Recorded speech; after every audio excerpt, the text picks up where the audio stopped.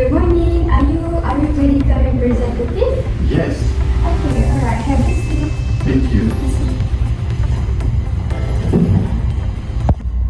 Miss Emilia, Miss Wani, Arif Medical is currently under pressure from multiple legal angles, from breaches of confidentiality to regulatory violations.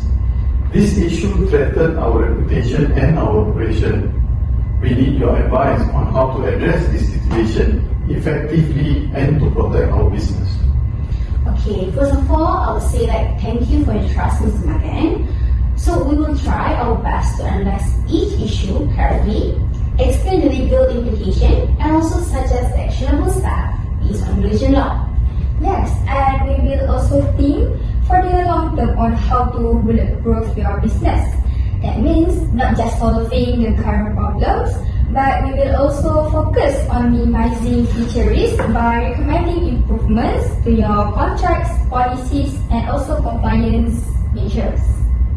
Great. Let's start with what I believe is the most urgent case. Okay.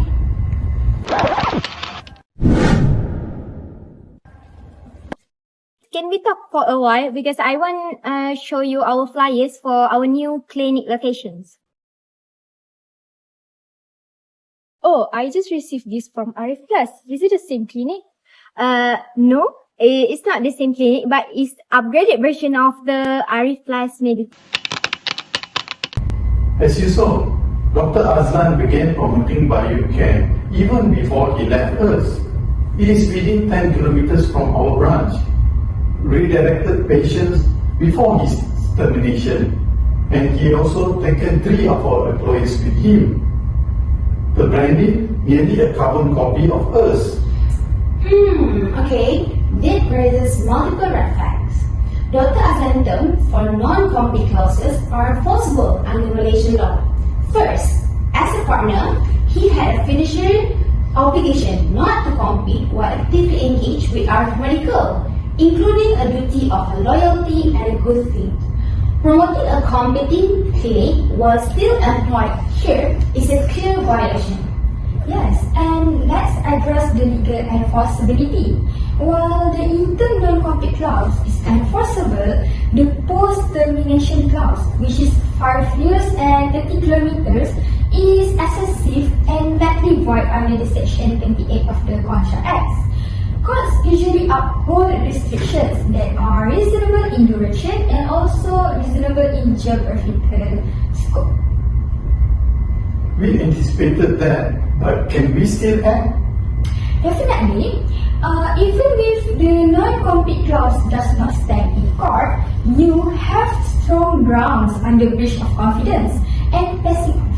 He used confidential patient relationships and also buying your brand. Yeah, your best course of action is to file an interlocutory injunction to stop BioCare from using similar branding and to prevent further damage while litigation is ongoing. Understood. And can we claim for compensation? Yes, you may claim damages for lost patients, harm to reputation, and even loss of revenue due to unfair competition. And moving forward, refine your partnership agreement, limit the non-compete clauses to only 1 or 2 years and define clear geographical restriction. And also, focus on reinforcing confidentiality clauses with NDAs and also IP protection to safeguard proprietary information. Flashback.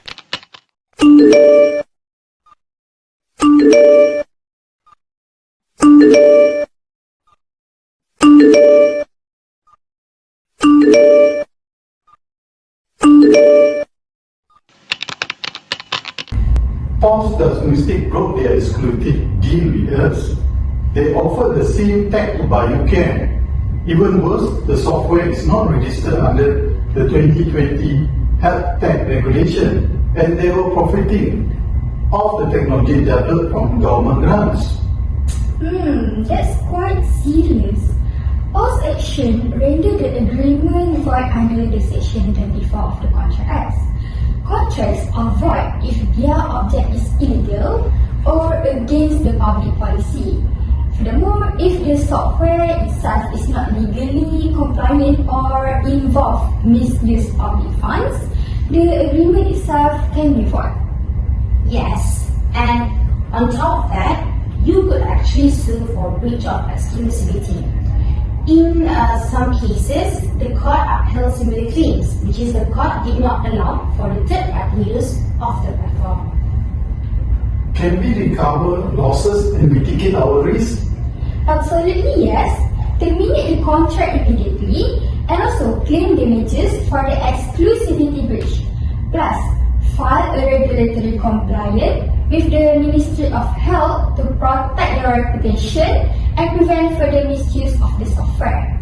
And I also suggest that for future vendors contract, include clear compliance clauses for regulatory compliance, brand audit trails, and termination clause tied to public fund misuse.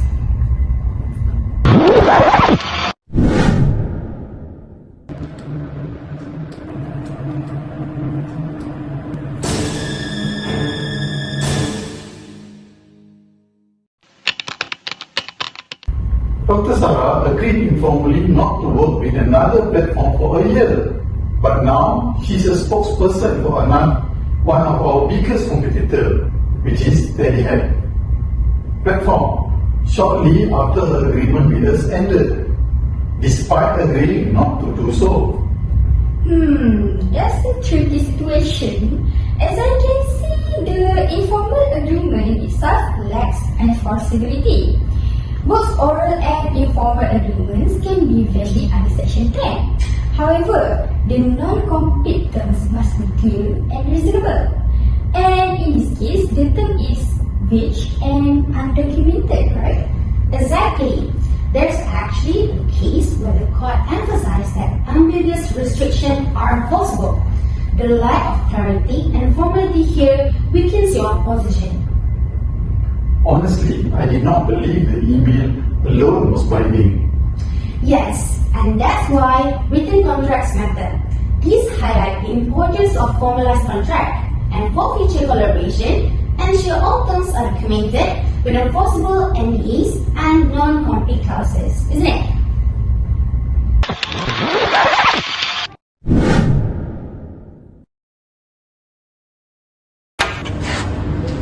Dr. Ami, are you there? I have something to discuss with you.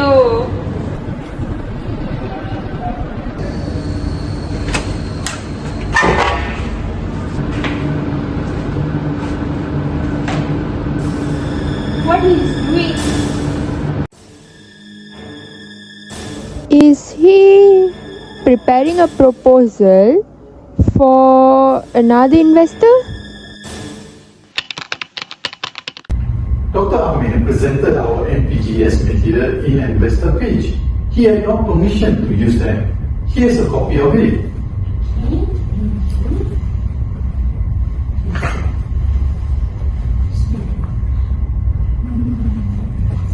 Alright, Mr. Magin, as we saw just now, that's a total classic breach of confidence. Actually, partners all fiduciary duties to protect confidential information.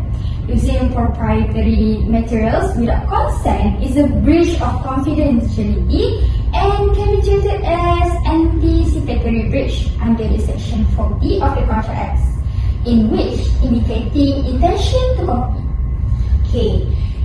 First, you could issue a cease and desist letter immediately to prevent further misuse. Also, strengthen internal policies to secure sensitive information and clarify partner responsibility. So, what immediate steps should be taken to resolve and prevent these issues? Okay, my recommendation is, first, you could file an injunction and claim damages in Dr. Azlan's interest. Second, you could terminate the Pulse diagnostic contract and lodge a report of the regulatory violation. And as I said earlier, you could issue a cease and desist letter to Dr. Ahmed for unauthorized use of proprietary materials. Yes, that's great. Furthermore, you need to revise all the agreements with formal NDAs, time-bound non-compete clauses, and clear exit terms. Next, You need to register proprietary systems, branding, and materials as intellectual property. And last but not least, set up internal audits and compliance checks, especially involving third-party vendors. Yes, this was eye-opening. Thank you for your advice, everyone. This session has been incredibly informative. With these actions, I believe we can protect our business and move forward stronger than ever. Let's act decisively to implement these recommendations. Thank you, Ms. Wani. Thank you, Ms. Emilia, for your advice. No problem, Ms. Margaret. Also, thank you for trusting us. Have a nice day.